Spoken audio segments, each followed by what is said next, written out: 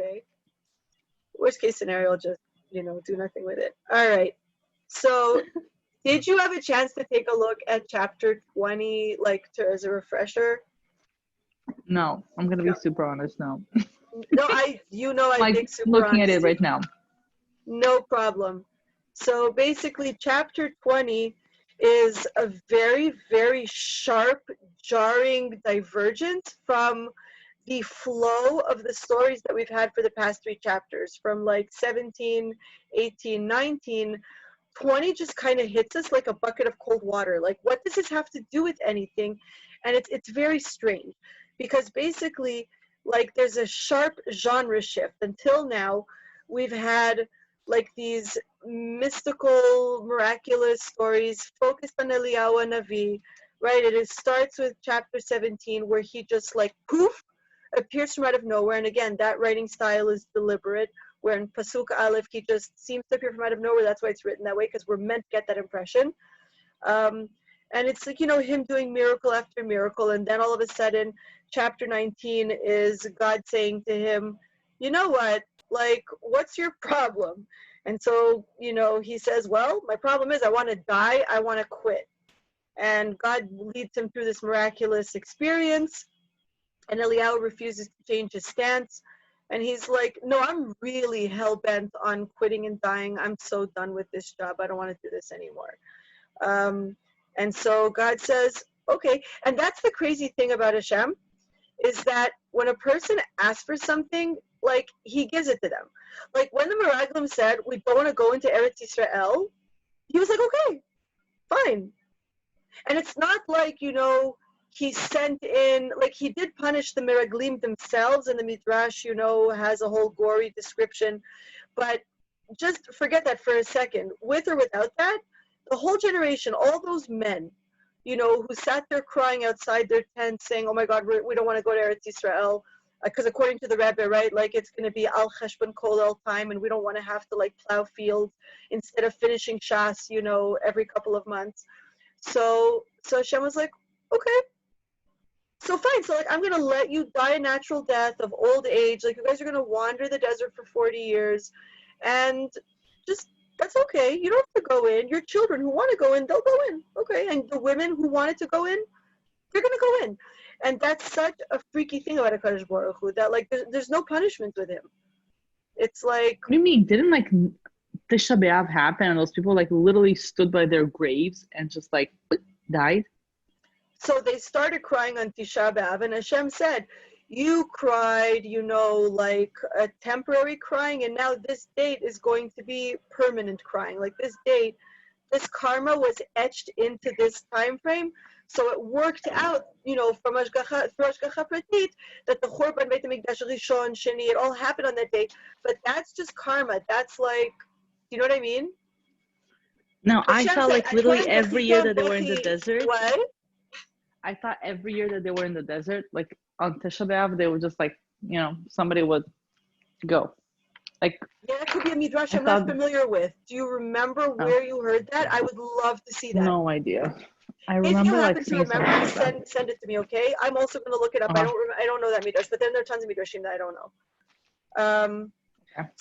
So B'kitzur, so here too, Hashem is like, oh, you want to quit? Okay, fine. No problem. You're fired. Like, that's okay. And so that's what he says to him. Go appoint Elisha ben Shaphat to replace you, and good, go retire. Like, drink your pina coladas in Miami. Like, that's fine. So, and you and I brained about this, last time, about, like, what are the ramifications of that? Like, about the wider picture, about how Hashem gives him those three tasks, and how all of a sudden Eliyahu, like, refuses pretty much to do any of them. So then all of a sudden the tonal shift occurs where the whole Eliyahu just disappears from the chain of events until the end of chapter 21. We're not going to see or hear from him. And again, it's not because he's retired, because he's not just yet. He can't retire until Elisha is fully trained and ready to wear the full mantle of leadership. Elisha's a newbie right now. He's totally like a gopher getting Eliyahu's coffee and, like, just learning the ropes. So when he finishes training him, and we have literally a full description at the end of Melachim Aleph, beginning of Melachim Bet, detailed description of like how do we know that Elisha's training is done and that he's ready to alone lead the Jewish people. But that's a story that's happening only in like 3 prakim. So basically, wait, can I ask you something really quickly? Sorry. Eliyahu had like all these academies, right, for Nevi'im and whatnot. Yes. Why didn't he just pick one of those? Why Elisha? What was the deal with this? He had like all these students, right? But they shut down. Why remember? pick this random brother? Wait. They didn't shut down. Like they were had slaughtered. academies and they shut down. Why? They were slaughtered by what's her name? Exactly. But they were like 50 and 50 left. Like 50 left under the whatnot, the cave, and 50 hiding. of this. Kulam bunkerim. They're all in hiding, right? Okay. Like everybody's hiding because there's wanted posters with their names and faces all over Israel. Why did Elisha sign up for that? What do you mean? Did he sign up for that? He didn't sign up for that. I know, but like somebody comes to you and like says like, oh, you know how all those guys, like over 400 guys just were killed and slaughtered and whatnot? I'm giving you a job that is going to put you in the line of fire. And he's like, okay, I'm going to feed the people and go for it. I'm going to jog your memory. When we bragged about the second half of chapter 19, we had said that he completely had no choice in the matter, in the sense that it was sort of a magical experience, right? Where Eliyahu just dumped his cloak on him. He like the cloak just brushes Elisha, and all of a sudden he gets infused with some kind of like magical experience. So he starts running after Eliyahu, and Eliyahu says, "What did I do to you? I didn't talk to you. I didn't do anything. Why are you following me?" Because he's trying to play dumb and he's trying to stop the appointment of Elisha because he doesn't want to fulfill any of the 3 tasks he was given. Right. And Elisha says, no, you did. You touched me, and I felt that electric shock of Ruach HaKodesh, and don't play dumb. I'm going to kiss my mom and dad goodbye, and I'm running after you. So Eliyahu can't push him away and can't say, don't follow me actively. At first he's like, I didn't do anything. He's like, yes, you did, and I'm running after you. So Elisha had no choice. He was touched. The electric charge coursed through him, and his life was changed forever. There was no choice. Mm-hmm. It's very different than, other people that signed up for the academies and, like passed the test and paid tuition and enrolled and either became prophets or not. This is a whole other story. But you're right that it was a suicide mission on a certain level. Like, nobody would sign up for this task. As we'll see in the second half of chapter 20, which we'll do next time, it's insane. It's insane. Like, it doesn't fit into any box of logic in any way, shape, or form. And that's kind of the point. But so basically, back to this, the tonal shift is basically the director yells cut, and it's now act 2 or scene 1, like it's just a completely different act. Because all of a sudden we have a political story where it's only political figures and it's like detailed description of war and battle and strategy and geography and like what is this doing here? And that we're going to be feeling like basically intellectual whiplash throughout the next several chapters because they're going to be ping-ponging. It's like it's going to be vacillating between martial, political stories where the prophets are secondary or tertiary characters, and then ping-ponging back to the next scene. It's like, okay, act 2, scene 4, okay, like prophetic, miraculous, trippy stories. And it's just going to be this crazy ping-pong match of like, what's going on here? So we're going to make sense of it. But basically, in a nutshell, right, we're doing the first 30 psukim today, and then we'll do the next thing is 24 psukim. No, my bad. There's 43 psukim in the whole chapter. So, yeah. So basically, this chapter, which again, you just see that it's just the Christian division where they butchered the actual organic text. Like, this is just ridiculous. But basically, the first 30 psukim is like a detail of a war, or you know what, like the entire process, because the war doesn't just happen, boom. There's like a prelude, right? There's like a whole match that's going on, a whole pissing match that culminates with war. So the story opens with this guy Ben Hadad, Melech Aram, and Aram is the political superpower of the ancient Middle East at this point, right? Assyria, Babylon, Persia, all these things, all these countries are just that. Tiny little countries, either on the banks of the Euphrates or the Tigris or somewhere in between. And basically Aram is like basically northern Jordan, modern day Turkey, like it's, can see it on a map that it's somewhat close to Eretz Israel, but it's like Syria, like that direction, if I'm not mistaken. Anyway, so basically, Aram, it says he gathers 32 kings, ושלושים ושניים מלך איתו, סוס ורכב ויל ויצר על שומרון וילחם בה. So you had sent in a question saying, what's the deal with these 32 kings? Who are they? Like, what is this deal? So basically, because you don't have a major superpower, you have all these little tiny shmecky nations and little neighborhoods, right?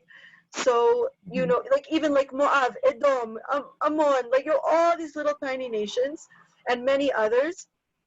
And so, like, they all are vassal states of Aram. So they also, these 32 kings, they're people who are subservient to Aram because he's the superpower right now.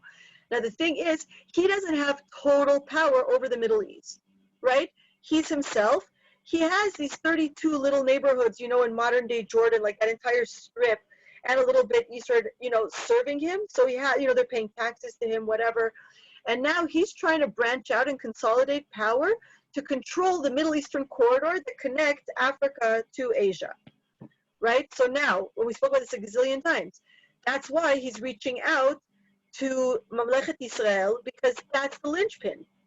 That's the linchpin. You want to control politically, economically, in every possible way, the world, you have to control this corridor called Eretz Israel. Now, the interesting thing, why doesn't he reach out to Mamlechet Yehuda? Why does he reach out to Israel? Like, what is there already in Yehuda? What? Israel has all the coast, right? No, not all Like, the what coast, is not there the already, southern coast. like... The southern coast is Yehuda. Basically, imagine that modern day Israel is like, you know where Beit El is? Yeah. Beit El, Ramallah, like That's that Binyamin. whole, yeah, okay. So Right. that and northward all the way to modern day Syria for sure, like including Lebanon. So that's the Shvatim, and Yehuda rules from Beit El all the way down to the south. Right. Now again, also when it's the Transjordan, that's Mamlechet Israel, right? Because Reuven, Gad, Menashe, that's all 10 tribes. Side. But, and then the southern part of that is just all these little vassal states, like just, Edom, Moab, whatever. So basically, because you have to bear in mind, we're going to see They this had in a good Melachim. king at that time, no? Oh, what? Yehuda had a good king at that time, no? They had a good king at that time. Who's the king at this time? When he was doing all of this stuff. What's his name with O? Oh, is this the time of Yehoshaphat? This might be the time of Yehoshaphat. But what's it called? No, but we're going to see in Melachim that anybody who's going to want to rule the Middle East or the world, they're going to have to attack both Israel and Yehuda. And we're going to see they're going to systematically, they're going to conquer one, then they're going to go after the other. Either they're going to succeed or they're going to fail. But either way, they're going to try. Why is he not going after you? We're not going to see, he's never going to reach out to Yehuda. Why? He thinks just by conquering Israel, he's got the whole thing in the bag. Oh, isn't that like the sister-in-law situation? Because they have a chdud. They're not unified as 12 tribes, but they are working in unison. So basically, that's the thing. If he reaches out to Israel, which is the bigger portion, also the more significant portion, it's also closer to him because he's all the way up north. Right. So basically, he's like, no, if I form some kind of like, if I conquer Israel, I have Yehuda in my pocket as well. So I don't need to do anything because it's two for the price of one. So we'll see that actually ended up backfiring for Aram specifically. But basically, he reaches out and with tremendous chutzpah, he says to Ahab, "Kaspecha uzavcha lihu nashechu banecha tovim lihem." Now you had sent in a question saying, "What do you mean the Why the good good one? children and the good wives? Like, who gets to decide who's good and who's bad? Like, what the heck? What's so funny?" I keep thinking that, like, the good listeners or the bad listeners. Oh, your son is wetting his bed at age 5? No, you can keep him. It's fine. I'll take the other ones. So basically, the way Chachamim asked that question exactly, by the way. Chachamim are like, this is a weird statement. What does he mean by that? So the way they explain it, the beautiful ones. Like all of your finest, like most gorgeous wives and children, like I'm going to just go in and take them. But again, not for some kind of honorable purpose, to like be at best, servants, like literally to just, clean the toilets in my palace, like, right? So there's just like a power struggle here. I'm curious, like, if the beauty standard was different for Israel versus that guy. The beauty standard is always changing, and you know that. That's a perpetual thing that changes. I know that's going to change, but I'm saying, like, so you're saying, like, would an Aramean be able to appreciate Semitic beauty? But you're forgetting one thing, is that if it's a king, he has a whole rainbow in his palace. Just think about, let's be extreme for a sec. Shlomo. He's got an Egyptian, he's got a Ashdodit, Moavit, right? He's got literally every flavor. And again, it's not just him. David HaMelech also. David had a Shuri princess. Don't dirt on David. What? Don't dirt on David HaMelech. Don't even try. No, but it's like, seriously, he had Bathsheba, he had Michal, and on the other hand, he had all these like non-Jewish princesses that he was megayer, because he had 18 wives. So like he also, and that's why the kids all came out different. Like, like Avshalom, they say like the reason he was beautiful is because he looked like his mom and that she was a Shuri princess. And so the point is that like nobody knows what Jewish looks like because it's such a hodgepodge. So they would just take whatever, like whoever is considered good looking for his standards or whatever, world standards. Right. I mean, like, I would be surprised if Shlomo found Bat Paro beautiful because, like, throughout all time, pale was considered beautiful. Like, the tanned look was considered ugly, right? It's not a question of, like, black or whatever. It was a question of dark skin was just considered poor, like you're out in the sun, you're, like, working in the field, poverty. Whereas if you're locked away in an ivory tower embroidering and drinking your like mocha latte, like you're not getting a lot of sun. So pale, it's just bling. Being pale is just literally bling. It's like the equivalent of wearing extremely expensive, like, brand names. It's like I'm rich and so basically like, but Bat Paro was for sure dark because the Egyptians were like dark. Like they weren't white or pale or whatever. So it's just interesting, like, what. So beauty standards. He was head over heels with her, so. What? He was head over heels for her, so. Right. Most likely he thought. This reminds me of the discussion that was. Did you see Esther and I were discussing? My friend Akiva posted this thing about Gal Gadot being chosen to play Cleopatra. Oh, really? Whatever. The point is that no, there's this whole. Shouldn't she be black? So no, because Cleopatra was Greek. Are we white flashing like? She was the queen of Egypt, but when Egypt was Hellenistic, it wasn't Egyptians. But more than that, so when I posted, so everybody's upset saying, why are you getting an Israeli to play an Egyptian queen? Like you should get an Egyptian, like, actress, blah, blah, blah. Everybody's PO'd, right? But I wrote in saying, if already you're upset historically, like getting a beautiful woman to play Cleopatra is the most intellectually dishonest thing because Cleopatra was actually ugly. Right.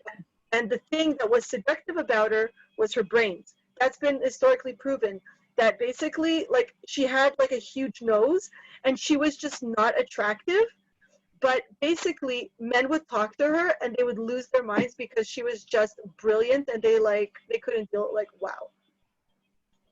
So I imagine that that's part of Bat Paro, because I'll talk about that she was brilliant, and Shlomo is someone who's chacham mikol adam. I imagine that he very much appreciated having someone he could spar with, like, intellectually. Cool. All right. So the point is, okay, back to so Ben-Hadad says, I'm going to take your wives, your kids, your gold, your silver. I'm coming, and you were his first perplexed reaction by is like, Ahab's okay, response. fine, take it. And you were like, what the heck? How could he agree so quickly? And then when Ben-Hadad writes back to him and says, okay, so I'm sending my servants, and they're just going to stand there and pick and choose, and they're going to bring it back to my palace in Damascus, in Damascus. And then all of a sudden, Achav pulls a 180 and says, nope, I don't agree. So you wrote in saying, wait, I don't understand. First of all, how the heck could he agree so quickly to such disgusting conditions? And then why is he pulling a 180 so quickly? Like, what's going on here? Chazal asked this question also. So basically, he didn't take him seriously. He thought that when he was saying, I'm going to come and take your beautiful wives and your beautiful children and take them to Damascus, that all he was basically saying was like, you're mine, I own you, and like, just pay your taxes like a good little boy. And so he's like, okay, fine. Don't worry, I'm totally faithful to you. I'll pay the taxes, just leave me alone. So that's why he agreed. Uzilzel. He just literally, like, just didn't take it seriously. And then when he says, oh, okay, no problem. So I'm sending the wagons now in the U-Haul truck, and I'm going to, like, take it back to my palace. Then all of a sudden, Achav was like, wait, you're not kidding? You're not just, like, messing with me? No. I don't agree to that. And then he starts consulting with his advisors, whoever they are. But I can tell you one thing, they are not. They are not prophets of God. They're just like his political advisors, who are probably Baal worshippers. And they say to him, Mapitom, this is an affront to your sovereignty, and like, just no, you can't agree to this. So that's what's going on over there. And then obviously, as soon as he tells him, I don't agree, then that's where war starts to mount very, very actually. Where Ben-Hadad is like, oh, really? Like, you think you can say no to me? I'm going to teach you a lesson, little boy. And so then Ahab is like, what the heck do I do? So what does he do? He starts freaking out and thinking that he doesn't know what to do. And then Hashem sends him a prophet, another anonymous prophet. And we're going to see almost every single time a prophet is sent to move a political story along, he's going to be anonymous. It's not every time. It's very few and far between where we actually know their names, but it does exist. And so this goes back to what we were talking about before. Why are they anonymous? Because they all have like a wanted poster around them. It's life-threatening. It's just that simple. So on the one hand, they're coming out of the bunkers, but on the other hand, it's not completely safe. Now, why? Why are the prophets starting to come out of the bunkers? Because over the next several chapters, we're going to see L'maaseh, Eliyahu reopened the academies. We're going to see this. So how the heck can he do that? Why does he now feel it's safe to reopen the academies, but to walk on a tightrope and not to just be totally brazen about it? Everybody's working under the radar, but they're working again. What happened that Eliyahu reopened the academies? What's her name died? Who? Nobody died yet. Didn't she die?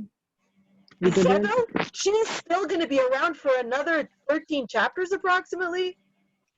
She still has a hefty career ahead of her. Super eaten by the dogs and whatnot. Oh yeah, that doesn't happen until Perek Het, I think, of Melachim Bet. We still have time. A lot of water is going to flow under the bridge and before she kicks the bucket.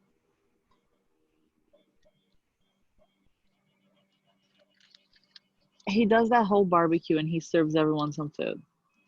That's so things Elisha, are a little bit right? opening out. Right. Elisha. And Eliyahu, right, chapter 18 is the Har Carmel duel, right, where he slaughters the Nevi'ei Baal. And then he has the Har what's it called, Har Sinai vision. So basically, after the Right. miracle in Haifa, so the Jewish people aren't completely convinced that, okay, now we should only worship Hashem. But basically, Eliyahu has his footing because, like the nation is like, they were impressed. It left some kind of mark, the Har Carmel thing, and it left a mark on Izebel saying, you don't have a monopoly on power here. You just don't. You have a very, very serious opponent. And so basically, Hashem keeps Eliyahu alive, and he basically does that whole miracle saying, look, it's true that I'm firing you. I'm going to keep you alive until there's like a worthy leader, like a prophet in your stead. But basically, that gives Eliyahu the courage, and among the people and from Hashem, to reopen the academies. So he's reintroducing the prophet. They're coming out of the bunkerim, slowly. And so that What do you is mean what, he's like he gets the courage? Like literally the first thing he does after the whole thing in Carmel is to just like skedaddle out of there. He like flees to without Mamlechet looking twice. Yehuda. So like how does all of a sudden he has the courage? Like he literally just like ran off. Well, the reason That's he what ran happened. off, wait, so let's look at Perik Because she's Yutet like, I'm gonna Pasuk get Aleph you. for a sec.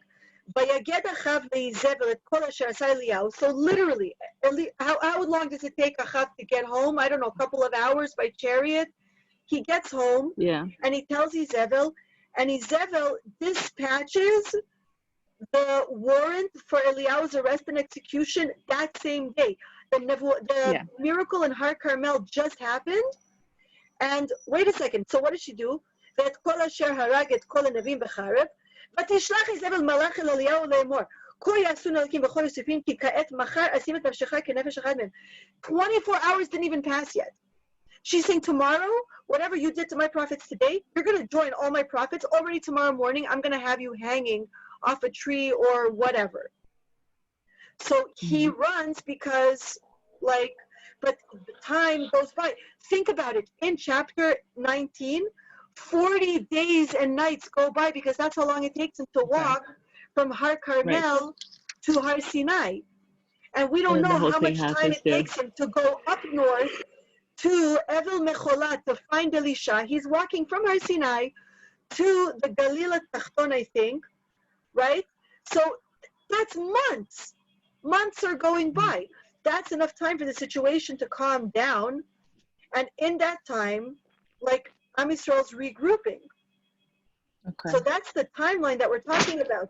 Immediately after the miracle at Har Carmel, we're talking just 12 hours, and that's why he flees, because she can still catch him and kill him. But while he's having his existential crisis and his career crisis, like 3 months have gone by, possibly, or less, 2 months. Do you know what I mean? But that's a lot of time.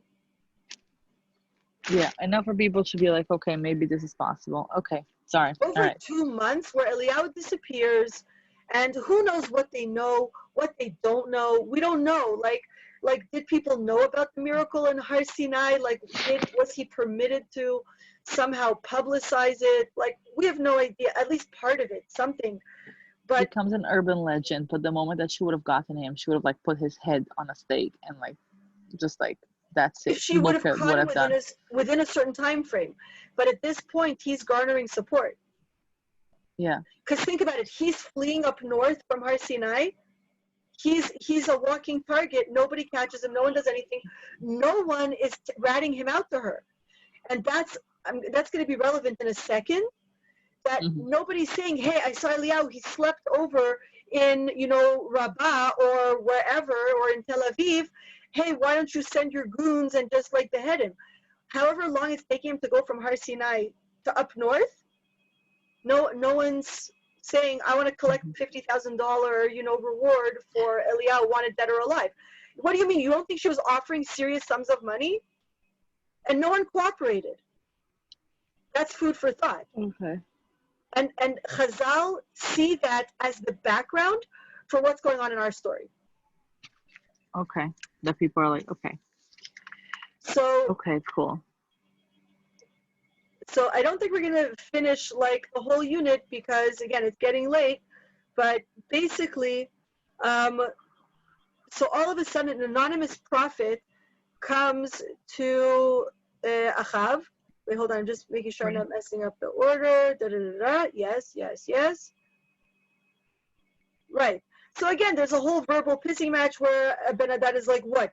You think that, like, you can garner enough, soldiers to, like, stand up to me? Like, you're crazy. Like, and then Ahab literally fights fire with fire. He says, you're a big talker, Ben Hadad. There's really, like, I'm not afraid of you. You're just a big talker. And that's when the Dvar Hashem, and then this was the other question. Then the last pasuk is Vayiki Shmot Davar Shotehu Melachim Besukot. And you were like, what? The Arameans are celebrating Sukkot? What the heck? Right. Right? Simu. Yeah. So Simu, Chachamim also say, is just a very short instruction saying lay siege to the city. Like, just show the Sachav guy that, like, I'm putting my money where my mouth is. Like, I'm not playing.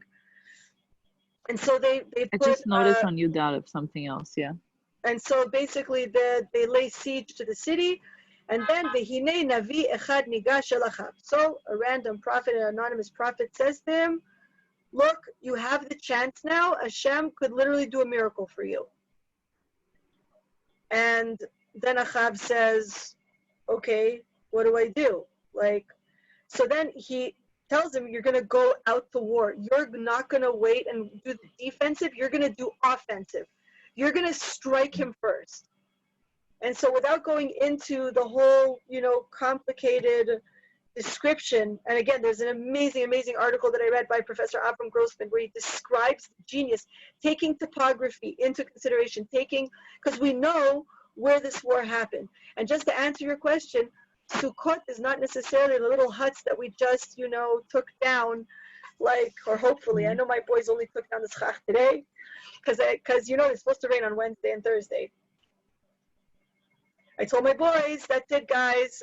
I'm not putting wet, moldy schach away. Take it down today, so they're doing it. So I don't know if they finished, but they started, like right before we started the Zoom.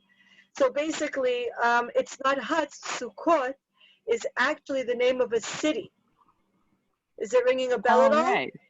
Yeah. Who founded the city? Shlomo. No, not Shlomo. Sorry. It's true that it's an important city in Shlomo's time, but it was founded way before Shlomo.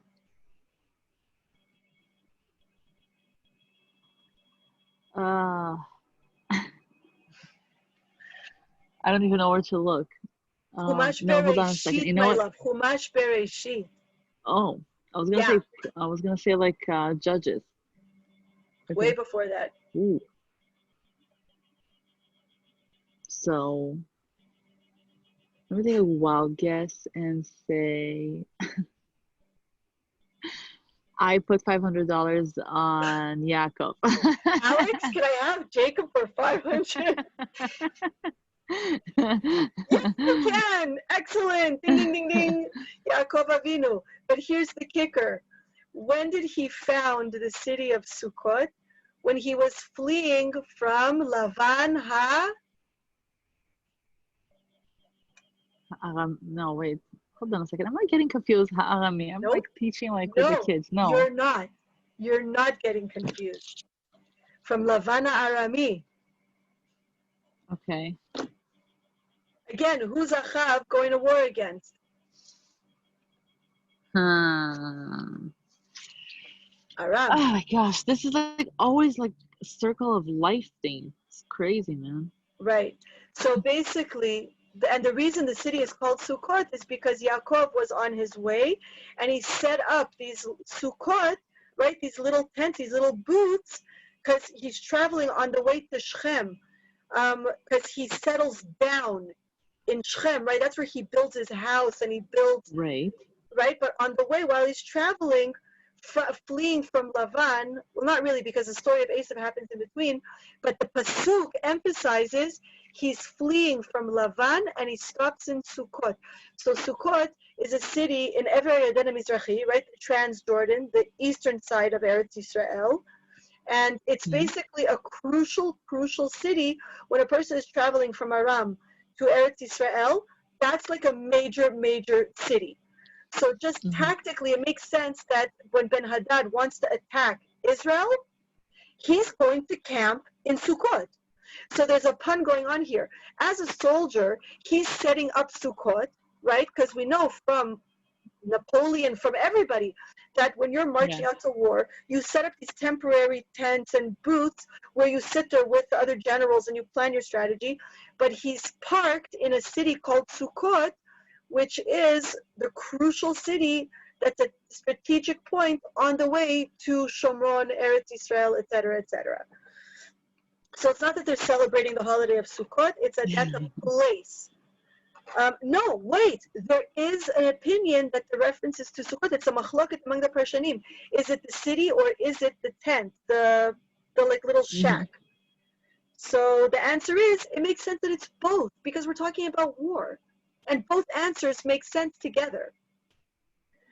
So basically, he's sitting and drinking, like getting wasted with those 32 vassals, where they're planning their strategy. It seems that it's not all 32, by the way.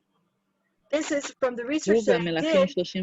However many he managed to form an alliance with, they've already marched out and they're sitting drinking while, the prophet is telling Ahab, don't be afraid, attack first. And basically, long story short, because Ben-Hadad underestimated Ahab, and because Ahab listened to the prophet, so he has this crushing victory, and he manages to destroy this Syria's army. Again, also partially because they're wasted, like they're underestimating the enemy, and so they're ill prepared. And you had asked an interesting question. You noticed that when, the soldiers say, "Hey, people are coming out of the sieged city, and it looks like they're attacking us. What do we do?" Right in Pasuk Yudchet. So he says, "Im leshalom yatsu tifsum chaim, ve'im lemilchama yatsu chaim tifsum." And so you said, what's the difference, and why? What's this with this wording? There are many different opinions, but my favorite opinion, I'm just going to say flat out, the opinion that I felt was the most legit. The Abarbanel says, are you not listening to the Pshat? The guy is drunk. He says, you have to read this like a drunk person. Im leshalom yatsu tifsum chaim. Like, he's not supposed to make sense. Now, again, there are explanations saying, why should you capture them alive if they want to make a peace treaty? Just basically take them as POWs to show your strength, to milk them for information. But either way, I like the Barbanel's reading the best Al-Pi Pshat. I'm not saying that the opinions are not right. I felt like that's really the most consistent, because he sounds drunk. This pasuk sounds like a drunk man talking.